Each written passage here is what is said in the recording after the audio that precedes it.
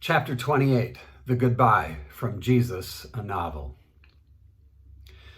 The storyline in the media went something like this. A group of young slaves had been using the basement of an abandoned building as an art collective, a sort of underground training center for young revolutionaries, encouraging the disenchanted to use their art to incite violence. The supplies, paints, thinners, and turpentine, along with small explosives, had accidentally caught the whole place on fire, destroying the structure as well as burning some of the neighboring buildings. The Minneapolis Fire Department had sent ladder trucks, but the building was tinder dry, engulfed in minutes. An investigation is underway, and those responsible will be severely punished. Judas had been 6 blocks away before he heard the fire trucks. He pulled into a bar for a drink. He needed one. He searched his pockets for a few bills to cover the drink.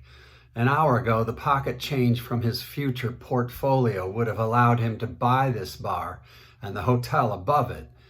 Now he scrounged for the wherewithal to cover a discounted happy hour draft. His cell buzzed.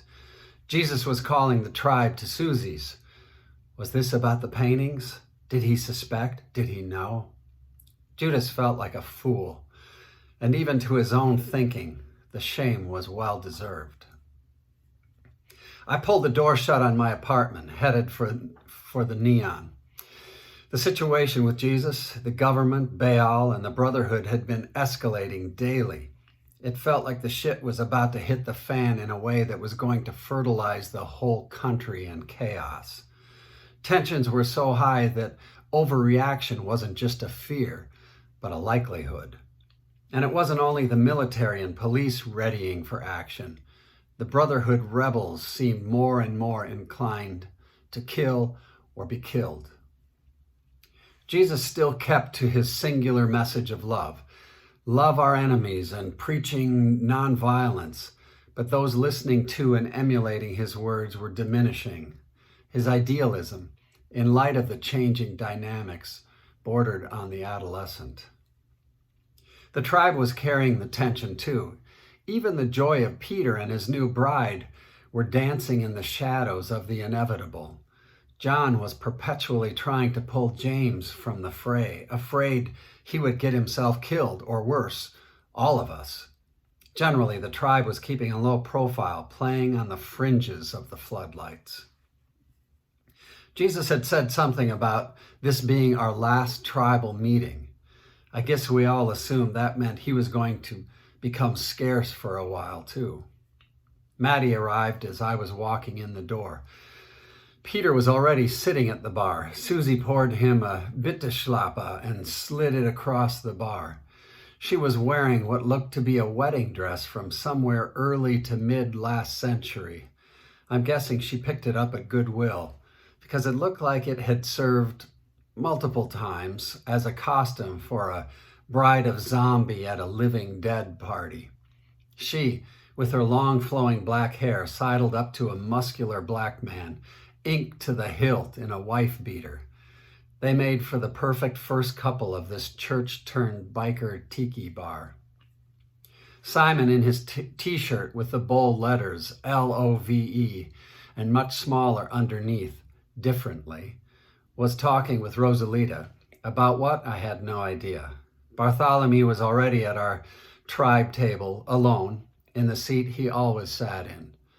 Tom and Andrew walked in. The others trickled in too. The TV screens were showing shots of the downtown fire when Jesus and Judas walked in, together. Jesus had his arm thrown over Judas' shoulder with a casual nonchalance. Bridezilla, was all Jesus said, smiling as he approached the bar, seeing Susie. She shrugged her shoulders and said, I'm thinking about doing a Thursday night sermon, an extra dose of religion for my parishioners, she responded.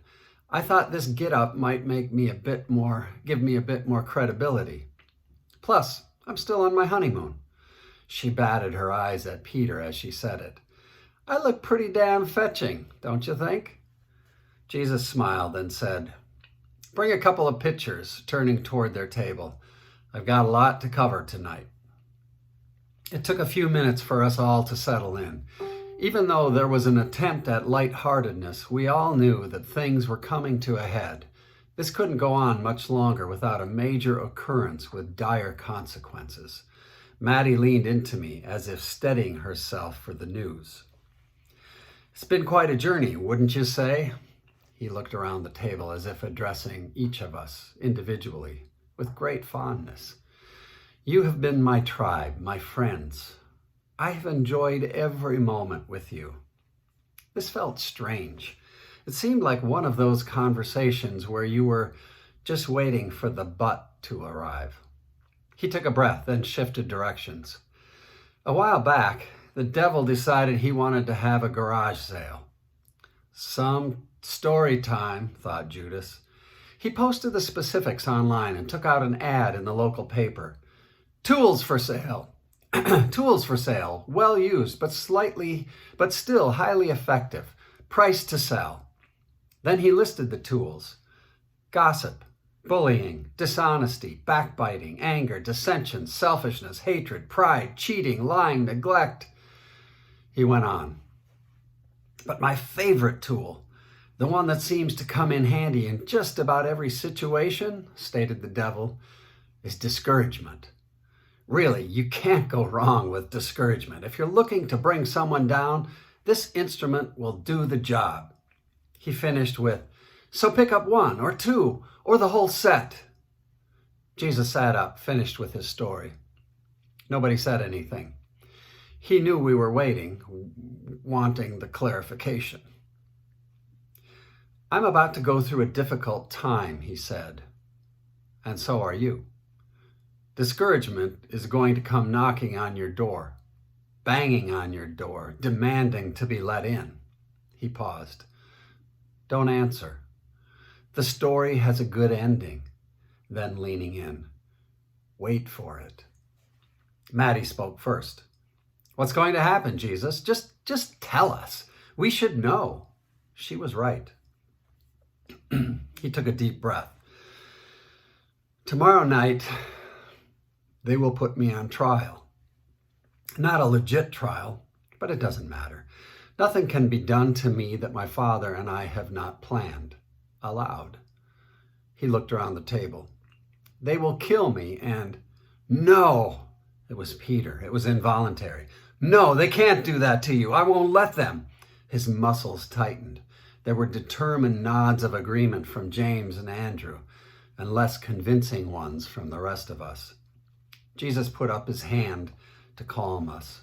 "Remember, this is our plan more than theirs. My Father and I know what we are doing, so—" "Wait," said Judas. "You are planning your own death?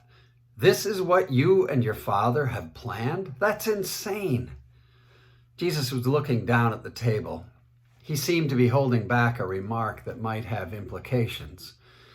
Then he turned slowly to look at Judas and said, "We all make plans, don't we, Judas?" Judas' eyes quickly shifted to the floor. Jesus continued, "Sometimes our plans go up in smoke, and our dreams get doused, and everything that seemed to make sense doesn't."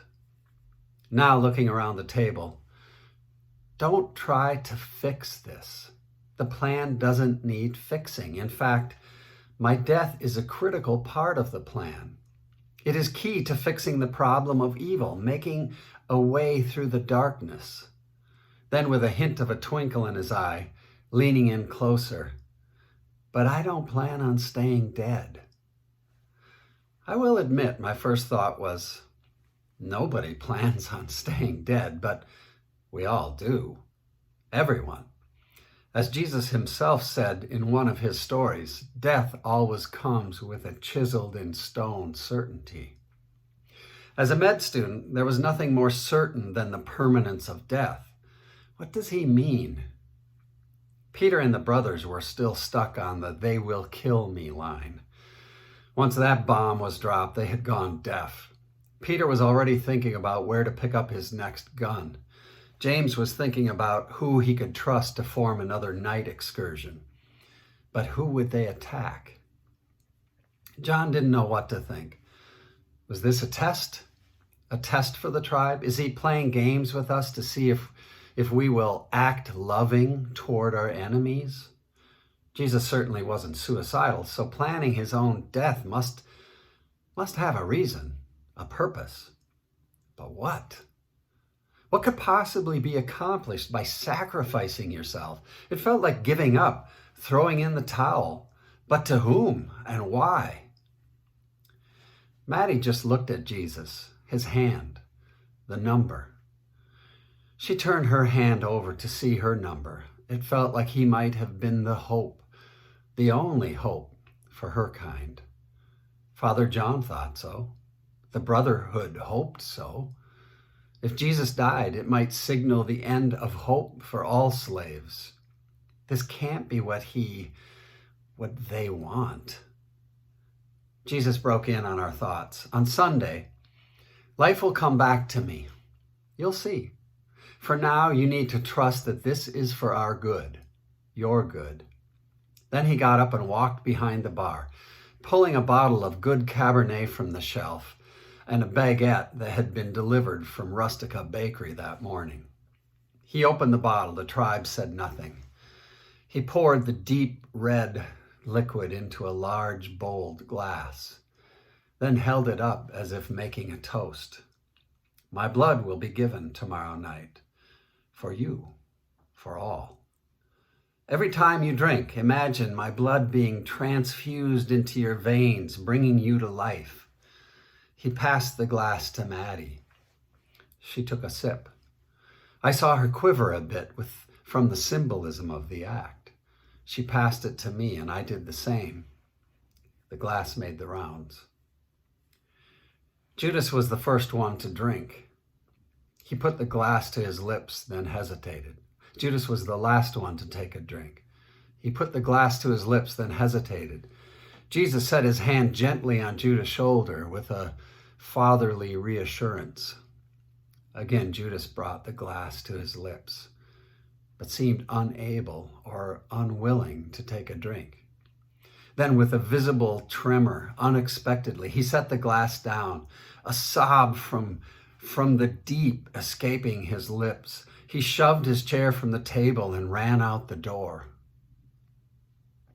We looked around at each other, searching for an explanation for this emotional outburst from a man who rarely showed any emotion of the vulnerable kind.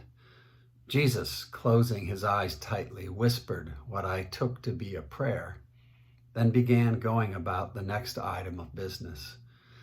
He pulled a baguette from its paper sheath and continued. My body will be given tomorrow night for you, for all. Every time you eat this bread, imagine my body, my muscle, my bone, broken, yet flexing with the power to bring life to your bones, love to your souls, new life, real love. One by one, we took the bread, broke off a piece, and ate it. There was an element of this exercise that seemed terribly macabre, but another part that was intensely personal, profoundly intimate. A solemn stillness hovered as the bread passed from one follower to the next. There was a sense that Jesus was summarizing the whole of his teachings, sharing his dying wishes with his closest friends. Instead of us eulogizing him, he was encouraging us with a hopeful last will and testament. You do know how I feel about you, right? He smiled. I'm crazy about you, you, and you, and you. He went around the table, making each you personal. There are no bounds to my love for you. No restrictions, no qualifications, no shutters, no deadbolts. Neither guns, gravity, nor the grave can keep my love from you. It won't wear out. It can't be used up. It doesn't expire. It won't go bad. My love is not a zero-sum game, and neither is yours. Giving only expands what you have to give. Breathe me in, then breathe me out. Take in so much of me that you can't contain it. Then I will start to ooze out of your pores. Then when you go through your days and rub shoulders with others, you will get a little of me on them, a little of my Father. My love that you breathed in will now be all over them. He laughed, but not the laugh of someone who had a scant 24 hours to live. The same way that I have loved you, go out and love others. He took a breath. It's going to be hard, but it's not hopeless. I believe in you. I have faith in you. After all, he smiled broadly now, you are my tribe. He said it with such pride that we believed him. The moment was rudely interrupted by one of the stained glass windows shattering. A smoking piece of metal landed on the floor and began spewing tear gas into the cathedral. The burning eyes and lungs were instantaneous. We all made a mad dash for the door to find clean air to breathe. The late afternoon sun and gas-filled eyes made vision difficult once we reached the parking lot, but we could see well enough to know that this was the beginning of the end. 50 soldiers in riot gear surrounded us, guns drawn. 4 robed priests were there, including the ruby-clad Sebastian. Marduk was at his feet, tugged at the leash, hoping for a tribal snack. Then I saw Judas standing beside Sebastian. His head was down, avoiding any flicker of eye contact. He had a swollen cheekbone, already turning black and blue, and a trickle of blood from the corner of his mouth. He wasn't restrained, but I got the sense that he didn't have permission to leave. Sebastian spoke. Too smoky in there for your liking? Nice of you to come out and welcome us. He yanked once on Marduk's leash and the dog sat. Judas here has been kind enough to help me work out a plan to put a muzzle on the Messiah. Isn't that right, Judas? Judas kept his eyes down while James angrily spit in his direction. Unfortunately, things didn't exactly work out the way Judas had hoped. Then to Judas, why don't you run along now? Nobody here wants to see your face ever again. He gave Judas a light shove, and the 12th disciple scurried away. Sebastian now walked up and around our group. We were still rubbing our eyes, trying to free them from the stinging cloud of gas. He stopped in front of Susie, looked her up and down, then sarcastically, sorry about the window, sweetie. She spit in his face and Sebastian's hand recoiled, aiming for Susie's cheek. Peter caught it midair in a death grip, then growled, touch her and I'll break both of your arms. Let him go, Peter. It was Jesus. He had said it less than a second before one of the police would have put a bullet through Peter's skull. Peter begrudgingly released Sebastian's arm.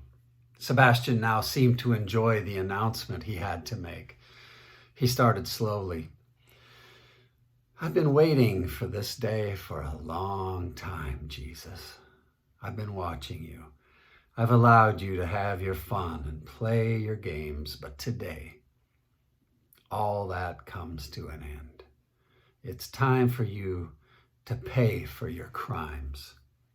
Crimes? I asked, surprised at the sound of my own voice. What has he done? Sebastian now focused his attention on me. For starters, inciting riots, encouraging revolution, murder, he snickered. And if none of those stick, I'll make up some more. Then leaning into me in a patronizing voice, we all know that these charges don't need to be real. They just need to come from me. And that makes them real. He tousled my hair as if I was his puppy. So tomorrow night, he continued, it all comes down to you versus me, Jesus. And I've arranged to have the home court advantage. He shrugged. Probably not totally fair, but that's why I'm me. and you're you. And let me tell you, it's gonna suck to be you. Marta looked at Jesus and snarled, "Not yet, Marduk. Tomorrow. You can have a Jesus snack tomorrow."